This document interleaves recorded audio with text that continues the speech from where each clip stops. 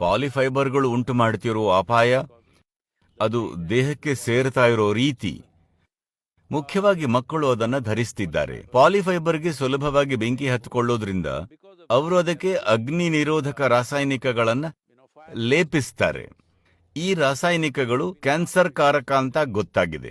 ಇವತ್ತು ಮಕ್ಕಳು ಎದುರಿಸುತ್ತಿರೋ ಹಲವಾರು ಸಮಸ್ಯೆಗಳು, ಚಿಕ್ಕ ಮಕ್ಕಳಲ್ಲಿ ಆಗ್ತಿರೋ ಥೈರಾಯ್ಡ್ ಸಮಸ್ಯೆಗಳಿಗೆ ಒಂದು ಬಹುಮುಖ್ಯ ಕಾರಣ ಬಟ್ಟೆಗಳಲ್ಲಿ ಬಳಸ್ತಿರೋ ಈ ಅಗ್ನಿ ನಿರೋಧಕ ರಾಸಾಯನಿಕಗಳು.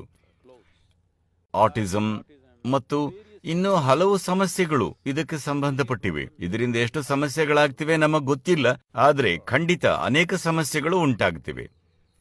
ಮಗು 15ರಿಂದ 16 ವರ್ಷಗಳಾಗುವವರೆಗೂ ಪಾಲಿಫೈಬರ್ನಿಂದಾದ ಏನನ್ನೂ ಧರಿಸಬಾರದು. ಅವರು ಜೈವಿಕ ಬಟ್ಟೆಗಳನ್ನು ಧರಿಸಬೇಕು.